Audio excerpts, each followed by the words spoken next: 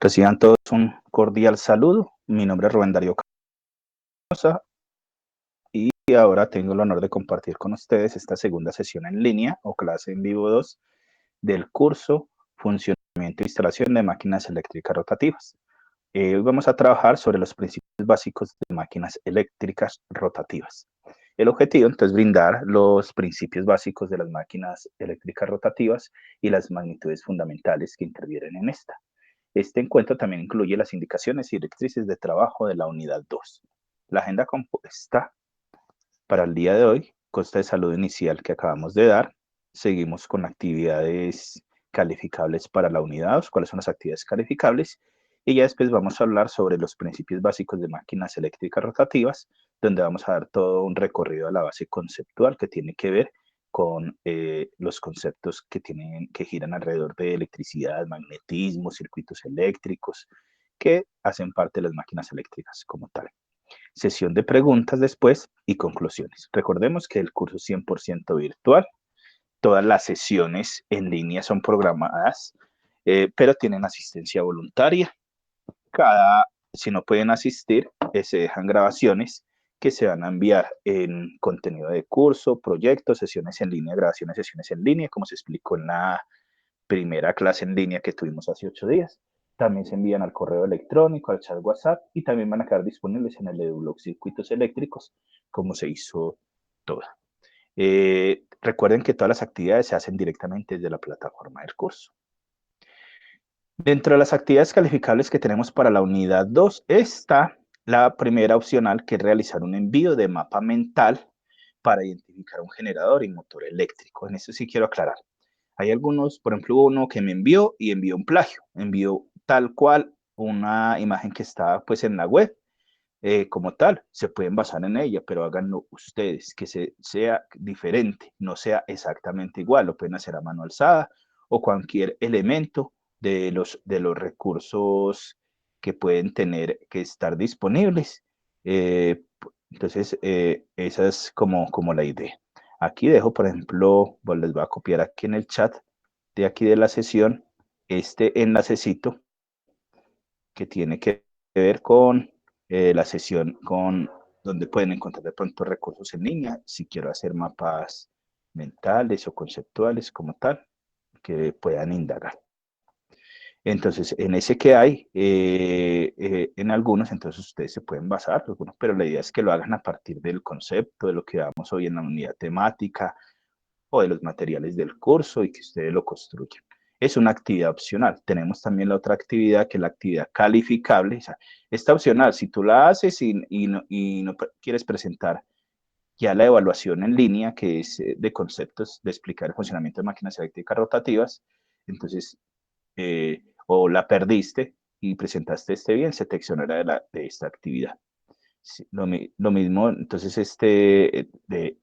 si queda muy bien hecho este mapa mental y no hiciste la actividad de la unidad 1 tampoco, entonces también te puedo opcionar y te cambio calificación. También como incentivo, aquellos que tengan más de 4 medallas obtenidas en la estrategia de gamificación, se les incrementa calificación como tal.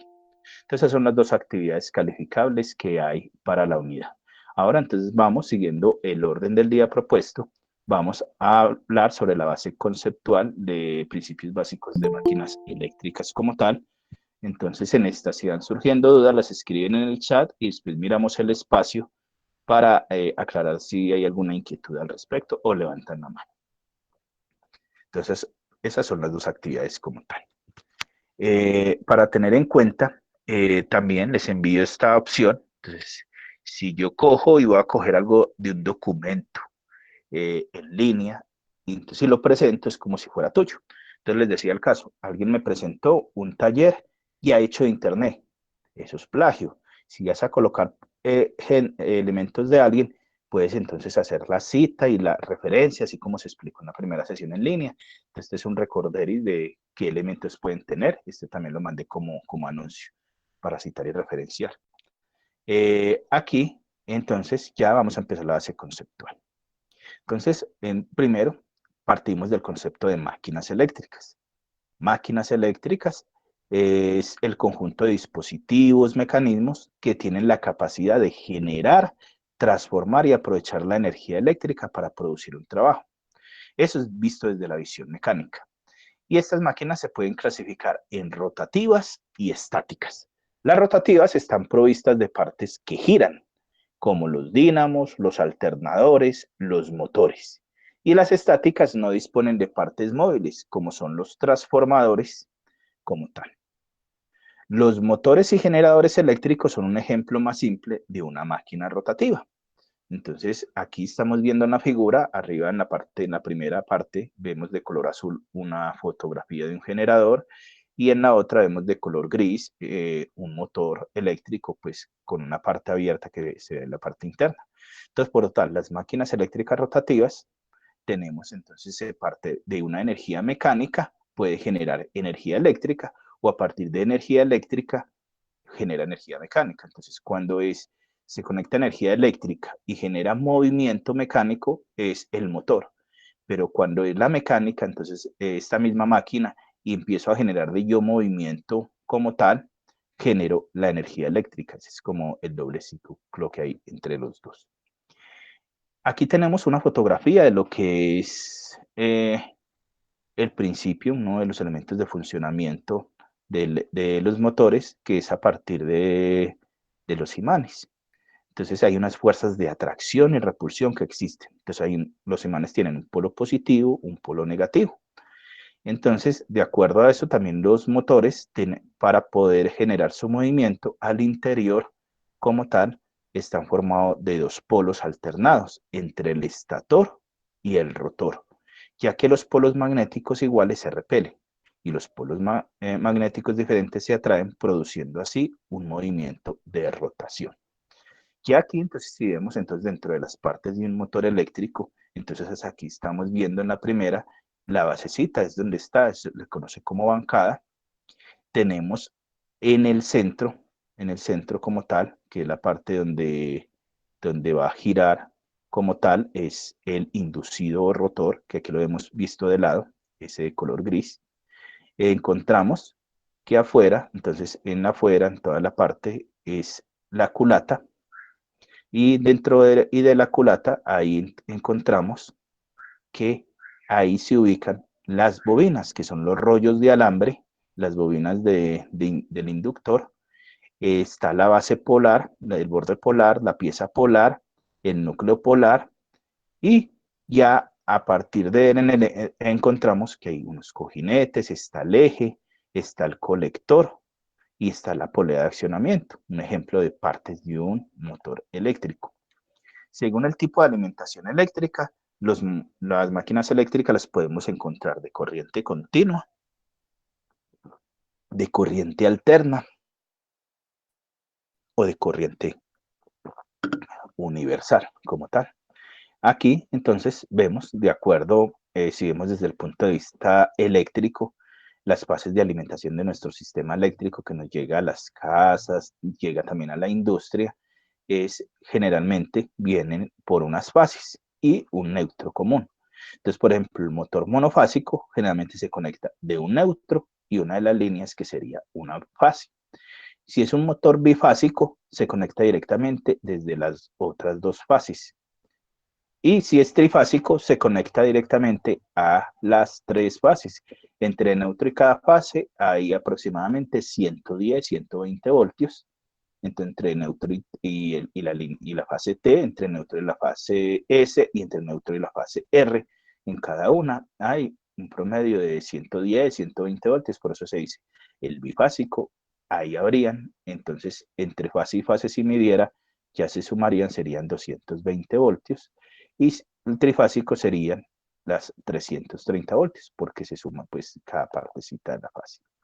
Según el sentido de giro, el motor puede girar contrario a las manecillas del reloj o en el mismo sentido de las manecillas del reloj.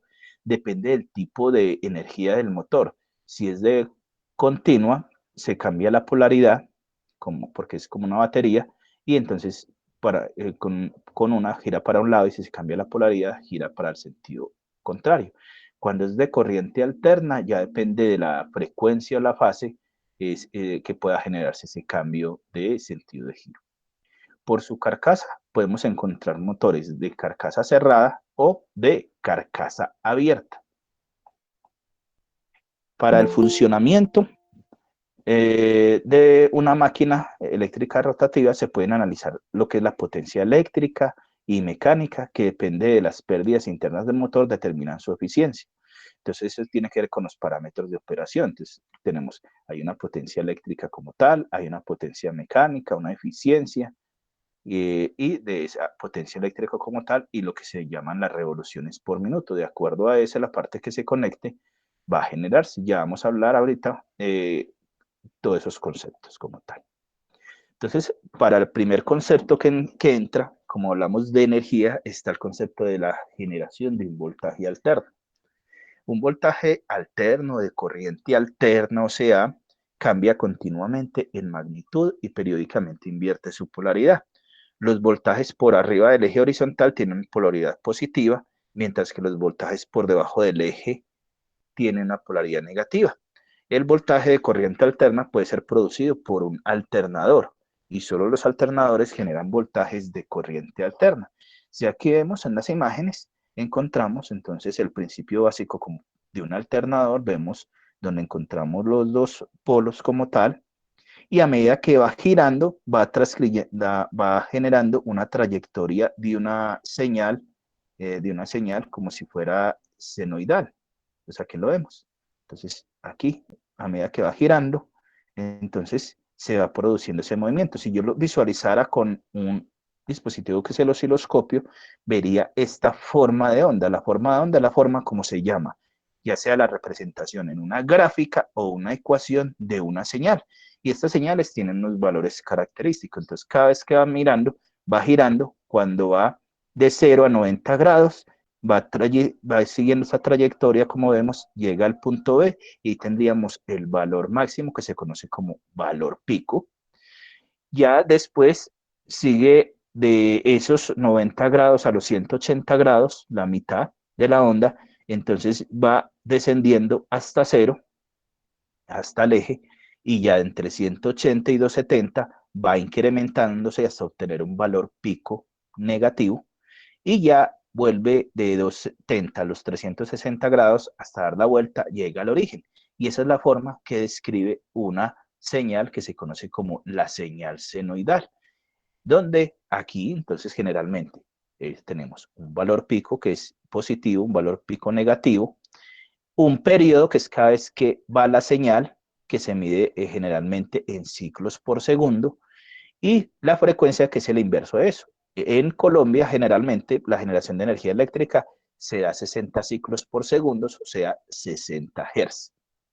También hay otras partes, otros conceptos que ven de las señales, que se llama longitud de onda, es cuando yo mido entre pico y pico, pero los que más se utilizan es valor pico positivo, valor pico negativo, el periodo, la frecuencia, y si yo utilizaría para medir algo que se conoce como un multímetro me mide lo que se llama, que se conoce voltaje eficaz, que sería equivalente a ese valor pico dividido entre la raíz cuadrada de 2 como tal. Entonces aquí ya vamos a volver aquí normalito. Ese como tal, como les decía ahorita, entonces tiene unas medidas angulares de acuerdo a cada vez que se va girando, se va girando. Entonces eso nos da hasta tener un ciclo completo. Hay una medida que también se puede dar en radianes cuando yo miro 180 grados sobre pi, ¿no es cierto?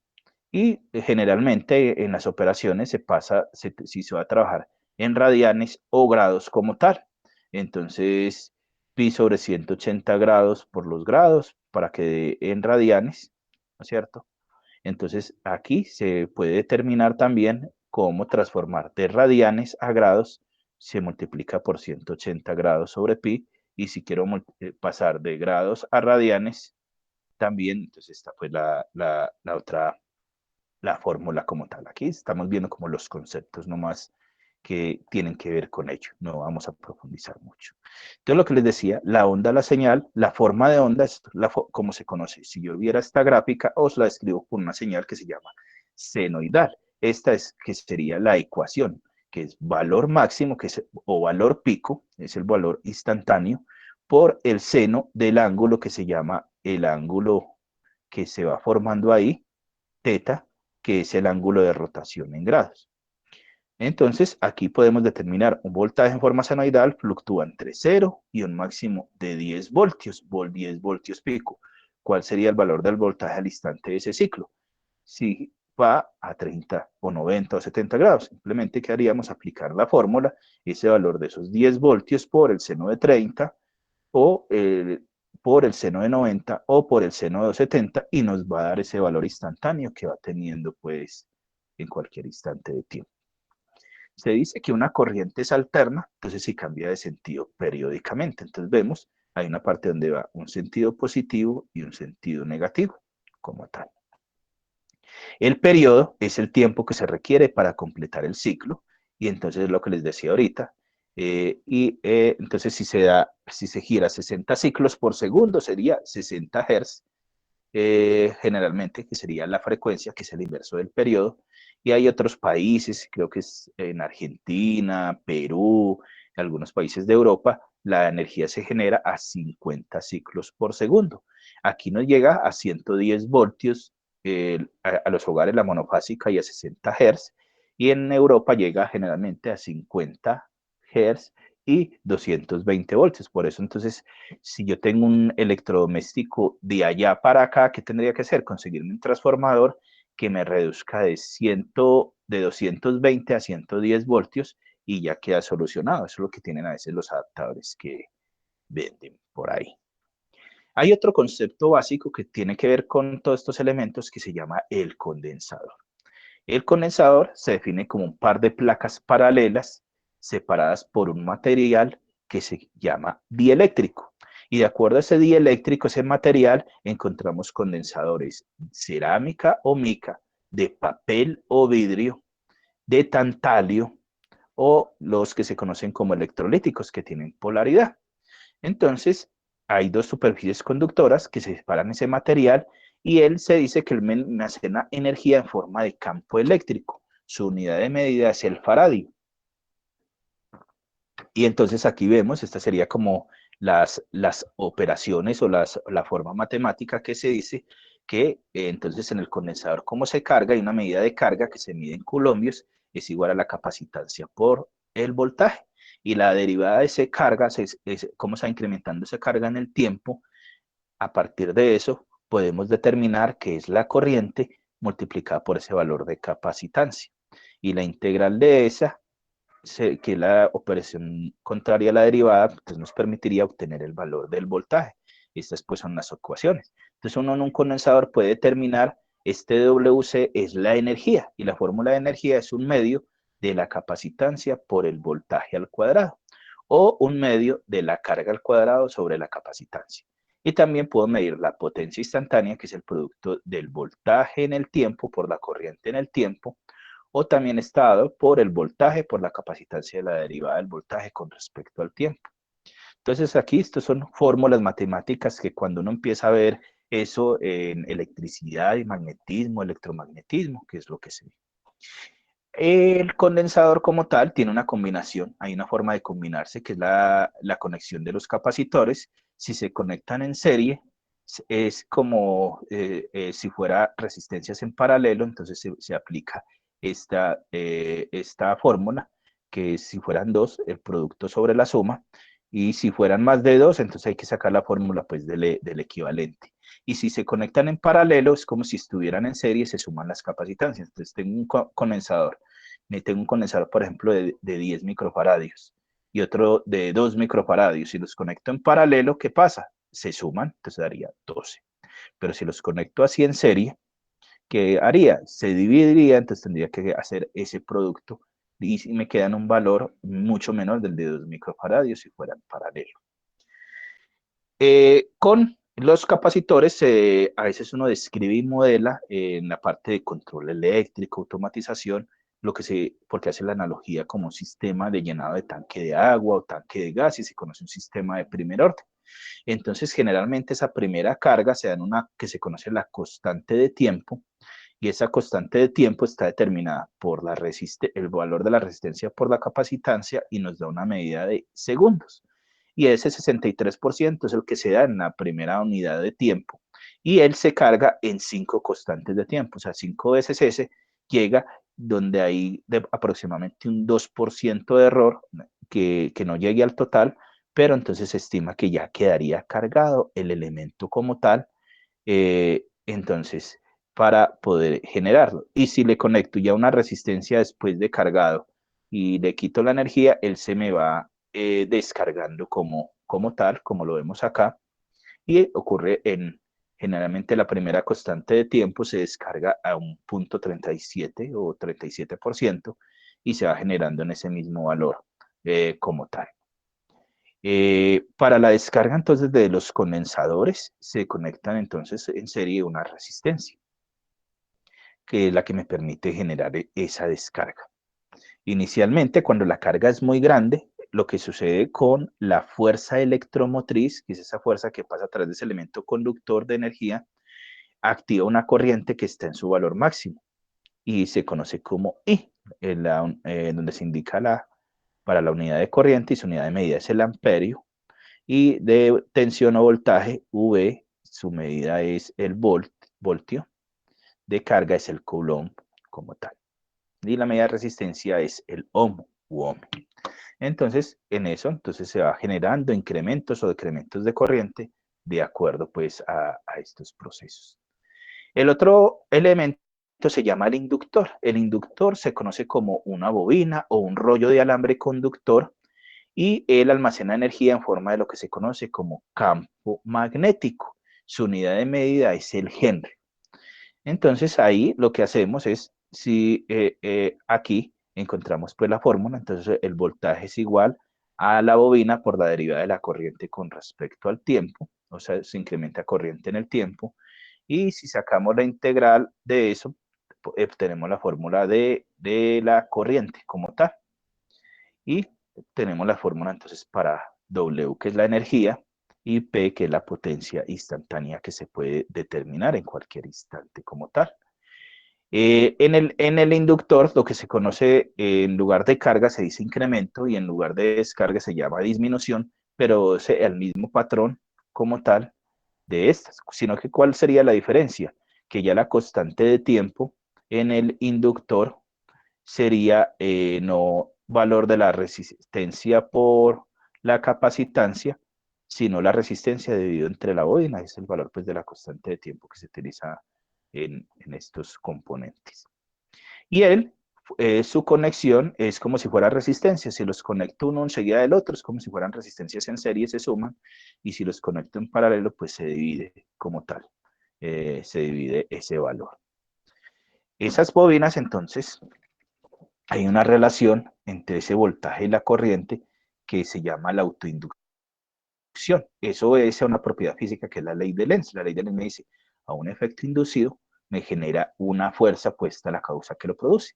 Si yo asocio el efecto como el voltaje y el efecto como el voltaje, entonces si lo aplico a como tal, una corriente como tal, él me genera un voltaje como tal. Entonces se conoce como, en términos de voltaje y corriente, la autoinductancia como tal.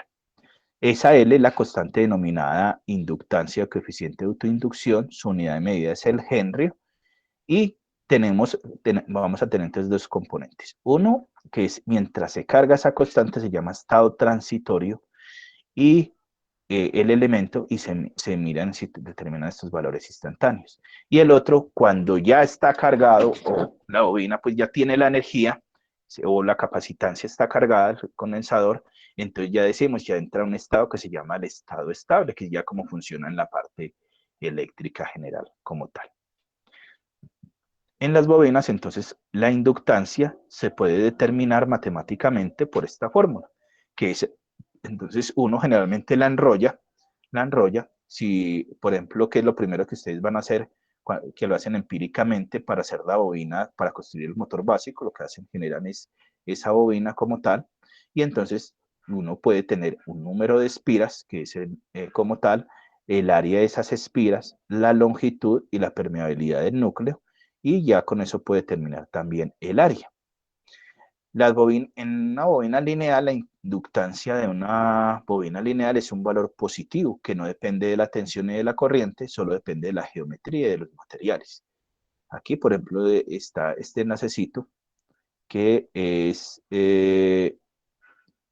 copiar dirección de enlaces, se los va a copiar calculadora cilindro.com, donde yo puedo pues determinar como esos valores, se los voy a anotar aquí en el chat, también como otro elemento de ayuda que lo tengan ustedes.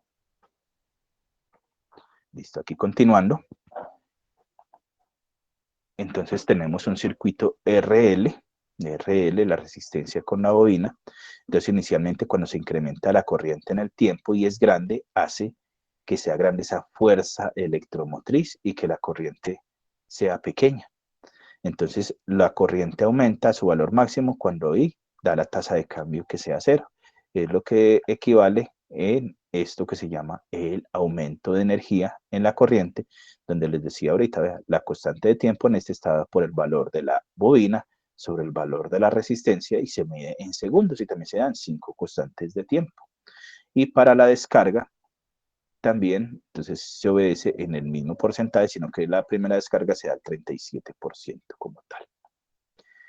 Entonces, aquí vemos un ejemplo, tenemos un circuito que tiene un inductor de 40 milihenrios que se conecta a un resistor de 5 ohmios y a una batería de 16 voltios. ¿Cuál sería la constante de tiempo? Entonces, recordemos que esa constante de tiempo estaría determinada por ese valor de esa resistencia 50 dividido entre 40 milihenrios. Entonces, ese 40, ese mili, por los precios de ingeniería, es 10 a la menos 3 como tal.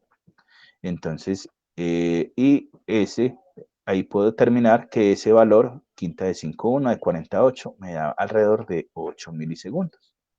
Y ya puedo determinar también, entonces, esa bobina, 4 milihenrios es 0.04 henrios. Y la constante de tiempo, si yo puedo determinar con esos valores el voltaje, el voltaje instantáneo en la primera constante de tiempo sería el 0.63 de ese valor de voltaje sobre esa resistencia y me daría aproximadamente 2.2 ohms. Es como por un ejercicio matemático. Aquí en esta tabla estamos viendo entonces una relación dual, para resumir, entre el capacitor o condensador y el inductor, donde vemos que en el condensador la corriente instantánea en el tiempo es igual a la capacitancia por la derivada del voltaje con respecto al tiempo, mientras que en el inductor el voltaje se da por la bobina, por la derivada de la corriente con respecto al tiempo.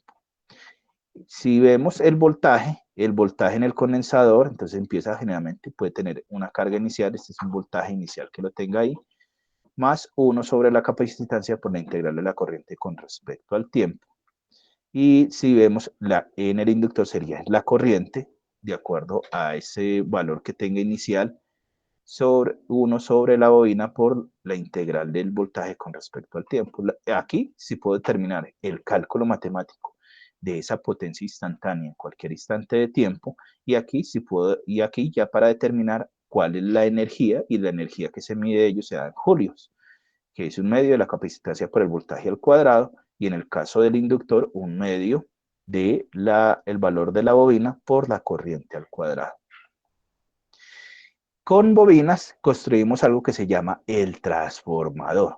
¿Qué es el transformador? Es un conjunto de bobinados que comparten el mismo flujo magnético. El paso de la corriente alterna por uno de ellos produce un cambio en el flujo magnético, lo cual a su vez origina un cambio de voltaje en el resto. Entonces, un transformador tenemos unos elementos. Tenemos un bobinado en una primera parte que se va a llamar el primario, que es donde ubicamos, donde está el lado de N1 y V1, y el otro lado va a ser el secundario. De acuerdo a esa relación que haya entre primario y secundario, yo puedo probar un transformador sin necesidad de energizar y determinar si es de acuerdo al primario y al secundario, si es elevador o reductor o aislante. ¿De qué sea? Si el número de bobinas del primario es igual al número de bobinas del secundario, es un transformador aislador, que decimos, se utiliza generalmente equipos de comunicaciones y de red.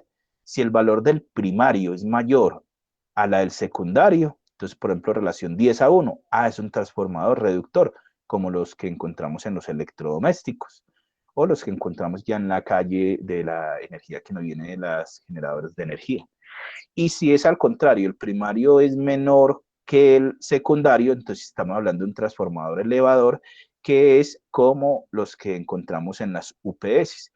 O también esas candelitas que tienen con una batería y que se acercan al gas y genera una chispa. Ese es un ejemplo de un transformador elevador. O el tal flyback que utilizan los televisores de tubos de rayos catódicos, que a partir de un pequeño voltaje me da miles de voltios para que me genere la excitación como tal de los químicos, del fósforo que hay para producir esa imagen. Entonces yo puedo, entonces, si pues sé contar el número de vueltas, ya determino si es alguno de esos tipos. La otra, si está energizado de acuerdo al voltaje de la entrada y el voltaje de la salida. Y la otra es cómo resulta que hay una medida que se llama la impedancia, que es el conjunto de elementos resistivos, capacitivos, inductivos y se mide en ohmios. Yo ubico el multímetro en escala de corriente y entonces coloco en la primera, donde está el primario, mido y me da un valor en ohmios. Entonces, a veces, generalmente en el primario me puede dar un ohmio y en el secundario me da 10 ohmios o 100 ohmios. Entonces es un transformador elevador. Si es al contrario, entonces si es mayor el voltaje en el primario, si la resistencia en el primario, entonces si me dio, por ejemplo, en el primario 10 ohmios y en el secundario 100 ohmios, es un transformador elevador. Si es al contrario, el primario 100 ohmios y en el secundario 10 ohmios, es reductor, y si son iguales, es un aislador. Entonces aquí muestra una fórmula matemática donde yo puedo determinar, y es esa relación usando pues para determinar esos voltajes que puede tener matemáticamente. Aquí vemos por un ejemplo de un transformador, de un circuito, donde podemos determinar pues la potencia como tal, y a diferencias de potencial bajas corresponden a altas intensidades y viceversa, que es esta relación que nos muestra acá la ecuación. Y para el transporte de corriente conviene que la intensidad sea lo más bajo posible. Hay una disminución de pérdidas por el efecto Joule. Aquí encontramos un ejemplo ya donde relacionamos esos conceptos de lo que yo les decía ahorita, de lo que es la impedancia. Pero antes de la impedancia viene un concepto que es la reactancia. La reactancia de un circuito de corriente alterna puede definirse como su oposición no resistiva ocasionada por el flujo de la corriente. Entonces yo puedo encontrar dos tipos de reactancia. La inductiva, cuando es para elementos con bobinas o inductores, y la capacitiva, que es con condensadores. Y COS es cómo convierto. Entonces ustedes podrán encontrar libros de texto donde van a encontrar que, es que es la medida del condensador y me da ohmio. No es que tenga error, sino que te están dando una reactancia. Entonces, para calcular la reactancia inductiva, aplico esta fórmula: 2 por pi por frecuencia por el valor de la bobina. Y si no nos dan la frecuencia, sabemos que es 60 Hz como tal. Y la capacitiva es 1 sobre 2 pi por frecuencia sobre capacitancia. Entonces, con estos elementos, entonces podemos determinar, pasar ese valor de henrios de la bobina a ohmios, o de faradios a ohmios, donde tenemos pues esa relación como tal.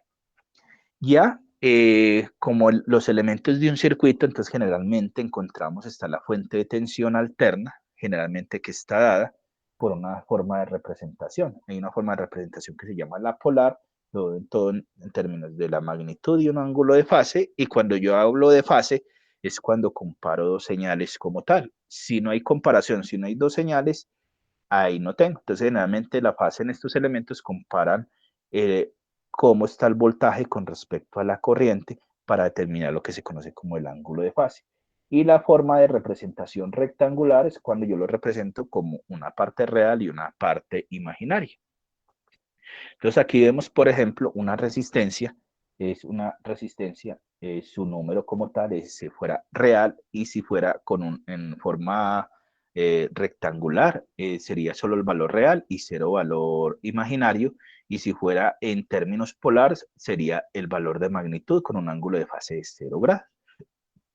En el condensador, Entonces, su impedancia se conoce como impedancia compleja y donde la reactancia es capacitiva se expresa en ohmios y la bobina y reactancia inductiva se expresa en ohmios. Entonces, esto nos permite entrar al concepto que se llama fasores. Y fasor es una función senoidal de tiempo de una frecuencia determinada y se caracteriza únicamente con dos parámetros, su amplitud y su ángulo de fase. Resulta que, como les dije, estos son elementos que me almacenan energía y poder determinar su comportamiento. Si yo fuera a analizarlo matemáticamente, ¿qué tendría que tener? El operador diferencial o utilizar esas ecuaciones íntegro-diferenciales de la matemática. La otra forma de analizarlo es a través de lo que se conoce como la transformada de Laplace, que me permite convertir esas ecuaciones con derivadas e integrales como si fueran ecuaciones algebraicas, que en términos de S. Y la otra forma con que se analizan es con este concepto de fasores, pasándolo a una parte real, a una parte imaginaria, o en términos de magnitud y ángulo de fase, que sería la forma polar o la forma rectangular, que es la forma de representar. Y eso viene de una fórmula, que es esta fórmula de Euler, que me relaciona el coseno de ese ángulo de fase mal j por la parte imaginaria, que es la parte imaginaria por el seno de ese ángulo de fase. Entonces vemos la función en términos de, para la parte real, coseno como tal, de ese ángulo que me forma, y esa fase es cuando yo comparo esos dos. Entonces, en otras palabras, el fasor es una representación compleja abreviada de esa forma de onda senoidal, entonces se conoce como un radio de vector dirigido como tal, y entonces representarían esto. Es un diagrama que se llama el diagrama fasorial, donde yo lo represento como si fueran vectores en cada instante de tiempo, en lugar de representar ese seno o ese coseno. Y entonces aquí siempre va a haber la relación que hay entre voltaje y corriente como tal. Aquí como tal vemos, son válidas las mismas operaciones definidas en el álgebra de números complejos, donde si yo voy a utilizar operaciones, la multiplicación la hago de forma, y la división de forma polar, y la suma y la resta la hago en forma rectangular, o sea, con los números imaginarios. Entonces aquí vemos, cada vez que veo esta Z, esa Z es la abreviatura de ¿qué? De una impedancia, porque no sé si el elemento es, si es resistivo puro, o capacitivo puro, o inductivo puro, o una combinación de ambos. Aquí estamos viendo, por ejemplo, un ejemplo de cómo sería para representar esa parte, esa fase en una resistencia. Entonces la aplicamos y le aplicamos un voltaje, ese voltaje que nos llega de la calle, que es senoidal, que lo conectaría directamente a una resistencia. Entonces yo tendría la forma de representarlo y vería aquí su diagrama fasorial, donde yo veo que el voltaje y la corriente están en fase. O sea, salen del mismo, entonces el ángulo de fase es 0 grados y tiene la representación real como tal. Si fuera en el capacitor, entonces aquí vemos de color rojo el voltaje y de color azul la corriente, y hay una pequeña diferencia en eso.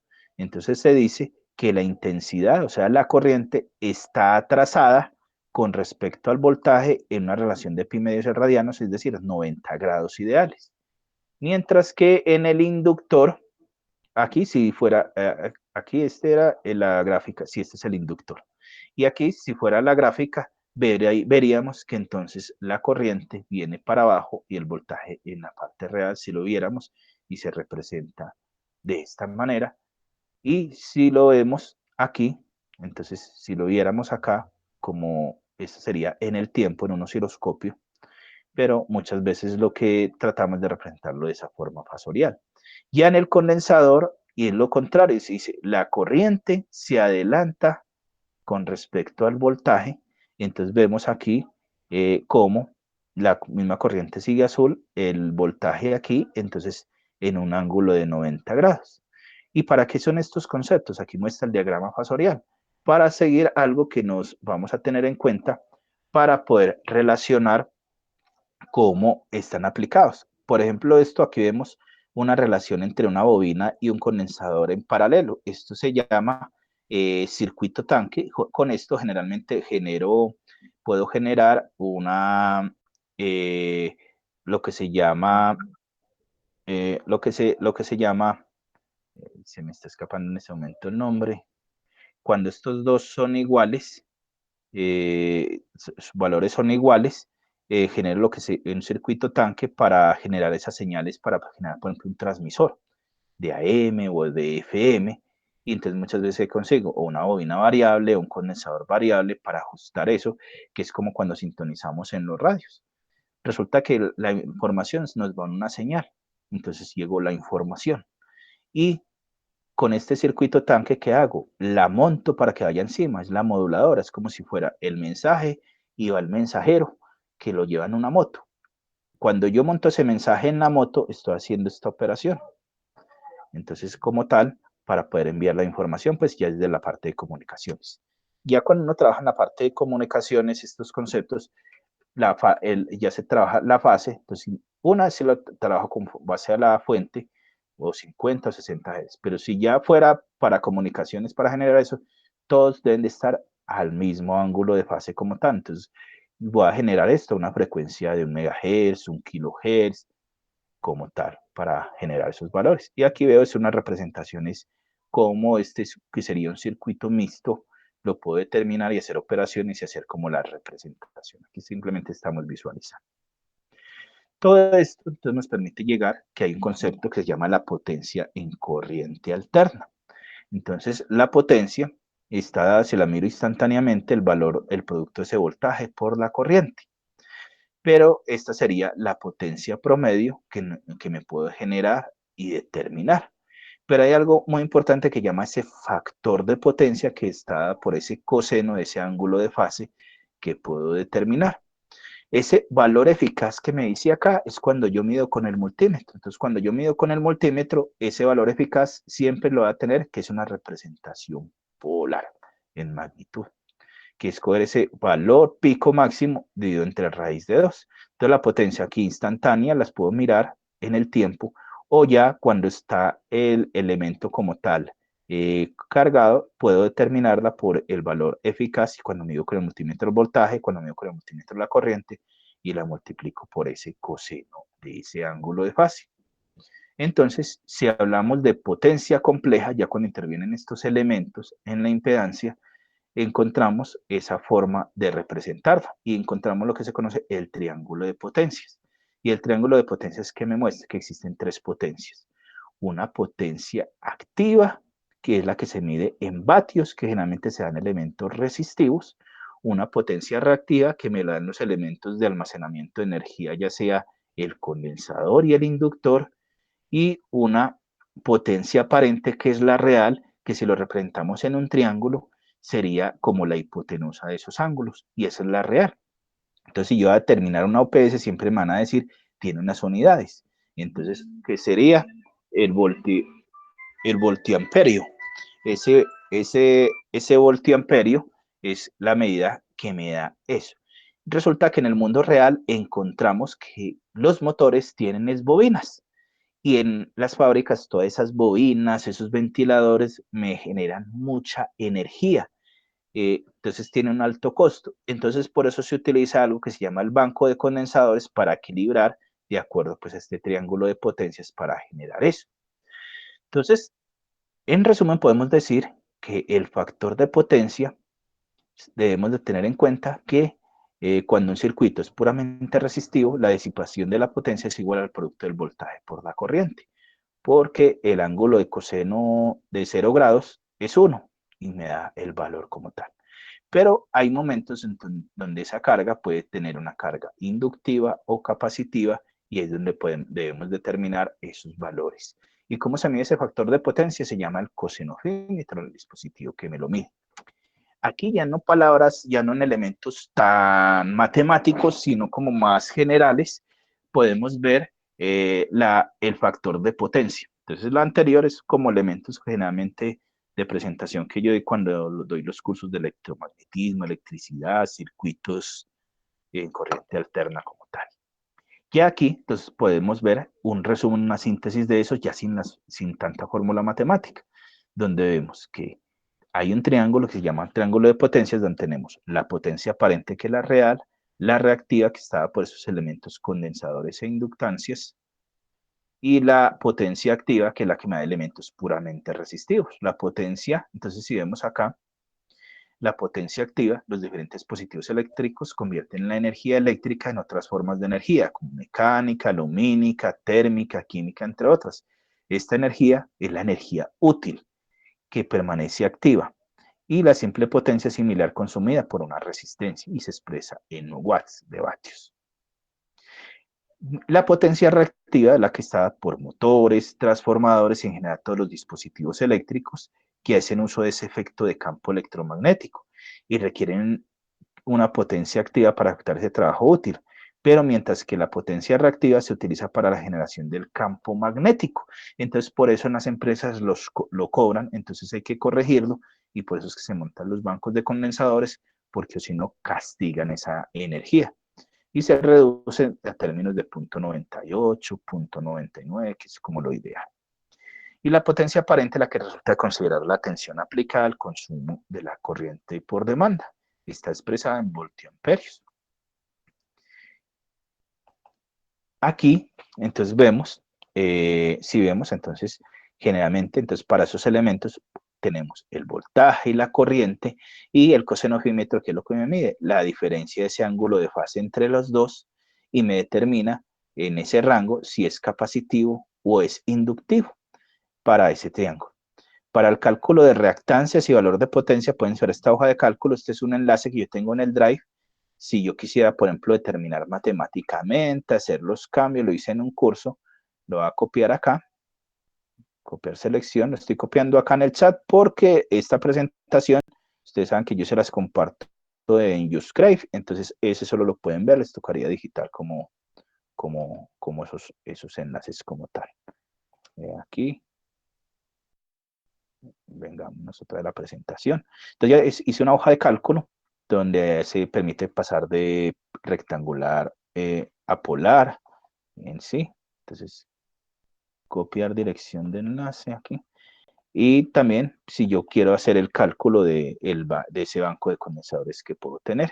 Esta hojita generalmente les pide permiso, entonces me llega a mi correo, entonces yo simplemente cuando revise el correo le doy el permiso pues para que puedas utilizar. Y que te recomiendo, la descargas y ya la puedes tener para ti. Aquí vamos a ver por ejemplo, una representación geométrica de ese factor de potencia. Entonces, ese cosenofímetro que me dice, o lo puedo determinar matemáticamente, cojo la energía en vatios y la divido entre voltiamperios, y es lo mismo que tener el coseno de ese ángulo de fase, que puedo determinar como tal, matemáticamente. Aquí ya lo vemos ya con formulitas, si yo lo puedo tener, la potencia activa es el voltaje por corriente por el coseno del ángulo que forman de esa fase, la potencia reactiva, ahí está la fórmula para calcular de la potencia aparente como tal, para determinarlas ahí. ¿Y eso cómo lo entendemos? Entonces aquí está la analogía como con una cerveza. Resulta de que cuando yo me sirvo una cervecita, ¿qué encuentro? A veces va a encontrar mucha espuma. Entonces, ¿qué pasa? Donde tengo todo el líquido es la potencia activa, como los vatios. Y donde tengo esta espumita es esa potencia reactiva, en voltiamperios reactivos. Entonces, ¿qué es? Donde está la espuma, la potencia reactiva. Entonces, ¿qué es lo qué pasa? Como genera mucho, entonces cobran y le dan una penalidad como tal. Entonces, eso me permite reducirlo, ese banco de condensadores, para que me quede así, mucho mejor que la real, y esa espuma sea corta como tal. Aquí voy a copiarles este enlacecito y también se los voy a compartir aquí en el chat. Recuerden, este enlace lo estoy compartiendo directamente solo aquí en el chat. Ya si tú lo quieres, cuando da la presentación, te tocaría entonces digitar el enlace, pues como los valores como tal. Y aquí vemos un ejemplo, entonces esa potencia como tal, aquí les voy a compartir este enlacecito de potencia eléctrica, si quieren como profundizar un poco más de esa información.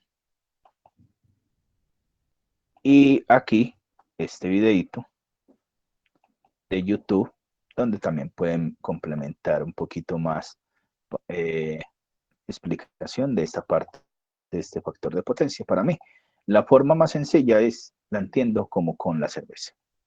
de ese factor de potencia, lo que busca. Aquí esta tablita me resumen todos los conceptos clave que hemos dado hasta ahorita. Entonces tenemos un resistor, una resistencia, una bobina o una capacitancia. Tengo un diagrama vectorial donde, o diagrama fasorial donde puedo representar cómo está U, que en este caso U sería el voltaje, y la corriente que están en fase. En el inductor, la corriente va para abajo. En la capacitancia, la corriente va para arriba. Entonces, aquí me determina y cómo puedo determinar el cálculo de las reactancias. Reactancia inductiva, reactancia capacitiva, y en el desfase la corriente se retrasa 90 grados respecto al voltaje y en el capacitivo se adelanta 90 grados respecto al voltaje. Si lo fuera en términos matemáticos con la bobina, es decir, lo tendría en forma rectangular, sería el complejo negativo y el condensador el complejo como positivo para que me equilibre. Y aquí tenemos el resumen de esta potencia, triángulo de potencias, potencia reactiva, potencia activa, potencia aparente.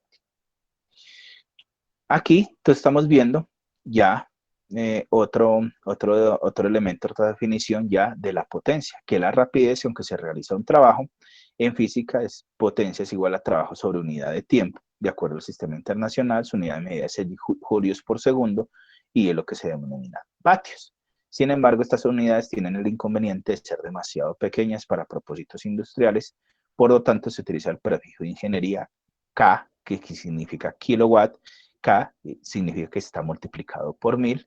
Y existe otro término que es el caballo de fuerza, o HP, que donde un caballo de fuerza, un kilovatio es igual a 1000 vatios, un caballo de fuerza es 747 vatios, y a partir de ahí pues puedo determinar como las relaciones como tal, en conversiones si la quisiera hacer. Entonces aquí encontramos voltios, resistencia, si yo fuera a aumentar o disminuir, si tuviera un simulador que me mostraría acá cómo aumentando y disminuyendo todos sus valores como tal. La corriente eléctrica, entonces, es la rapidez de ese flujo de carga que pasa por un punto dado P de un conductor eléctrico en un tiempo determinado y se mide en columbios por segundo, donde la corriente eléctrica, Q es el flujo de carga que pasa por ese punto y T es el tiempo. Y encontramos dentro de las corrientes nominal, que en el caso de un motor, el valor de la corriente nominal es la cantidad de corriente que consumirá el motor en condiciones normales de operación. Está la corriente de vacío, que es otra característica técnica. Es la corriente que consumirá el motor cuando no se encuentre operando con la carga, que es aproximadamente del 20 al 30% de su corriente nominal. Corriente de arranque. Todos los motores eléctricos para operar consumen un excedente de corriente mayor que su corriente nominal, que es aproximadamente de 2 a 8 veces superior. Y la corriente a rotor bloqueado es la corriente máxima que soporta el motor cuando su rotor está totalmente detenido. Por eso en las industrias, en esos motores trifásicos o monofásicos, se hace un sistema de arranque del motor estrella delta o delta estrella con un arreglo, con contactores especiales, es porque una es la corriente nominal y otra es la corriente que da el vacío mientras va a arrancar, que es 2 veces mayor eso, entonces para aliviar ese arranque.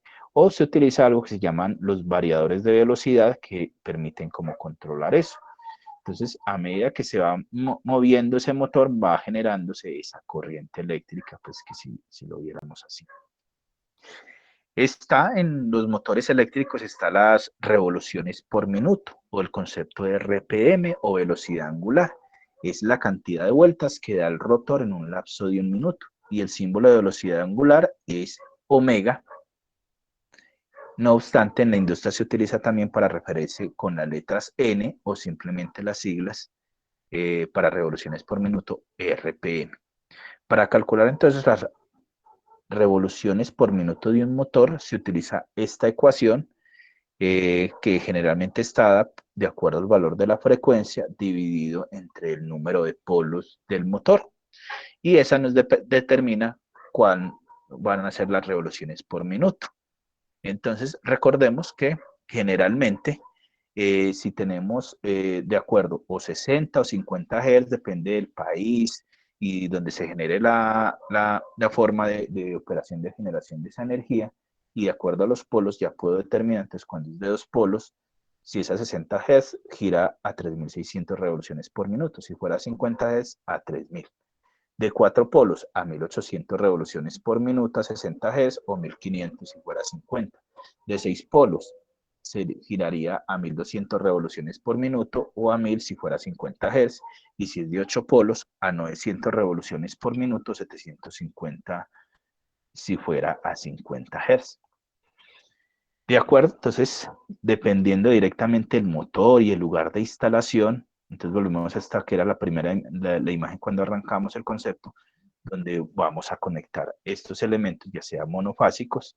Los monofásicos generalmente tienen una potencia menor a un caballo de fuerza. Y como en la industria necesitan mucha más fuerza, entonces utilizan los bifásicos y trifásicos, cuya potencia es menor que 5 caballos de fuerza y mayor que un caballo de fuerza. Ya aquí, entonces, cuando esta diapositiva que era la que teníamos al inicio, entonces con los conceptos que acabamos de dar, entonces llega la energía eléctrica. Para arrancar el motor hay unos consumos y una eficiencia que puede tener, y entonces ahí es donde depende el tipo de arranque que yo vaya a generar ese motor, y si hay mucha carga reactiva, entonces recordamos el ejemplito de la cerveza, entonces tenemos que hacer esa corrección para que no nos cueste. Otro concepto importante en las máquinas eléctricas es el concepto de torque. Torque o par es un conjunto de dos fuerzas de magnitudes iguales, pero de sentido contrario. En el motor ese torque aparece en el rotor y esas fuerzas son las que aprovechamos para mover una carga o generar un trabajo. En otras palabras, el torque es esa fuerza que me permite generar y poner en movimiento algo. Entonces aquí vemos, entonces en la gráfica estamos viendo, entonces de acuerdo, el par máximo, el par de arranque, el par nominal que tendría. En cuanto a otro concepto muy importante en las máquinas eléctricas es la parte de protección. Entonces existen unas normas que se llaman las normas DIN 450. Entonces, cuando encuentro las placas de los motores y también para la protección y seguridad industrial, entonces vamos a tener unos indicadores. Entonces hay un índice que dice IP00, quiere decir que no requiere ninguna protección contra roce, ni contra cuerpos extraños o polvo, ni contra agua. Si tiene el índice IP20, entonces hay que hacer una protección porque ahí entra en contacto con los dedos. Y en cuerpos extraños contra cuerpos sólidos de mayores a 12.5 milímetros de fase. La IP41 dice contra roce de herramientas. Entonces, cuando hay contracuerpos sólidos mayores a 1 milímetro pues, de distancia. Aquí, contra el agua, dice sin influencias nocivas de goteo y similares. Si me aparece el indicador IP43, dice contra roce de herramientas, contra cuerpos extraños y sin influencias nocivas de agua, dirección vertical obliqua 30 grados por encima de la horizontal de goteos similares. La IP54 dice contra roce de elementos auxiliares de cualquier tipo, contra cuerpos extraños a mayores de 1 milímetro y sin influencias nocivas contra el agua que sobresale. La IP55 es contra roce con elementos auxiliares de cualquier tipo. Entonces aquí debe tener una protección contra depósitos nocivos de polvo en el interior y sin influencias nocivas por agua a chorro.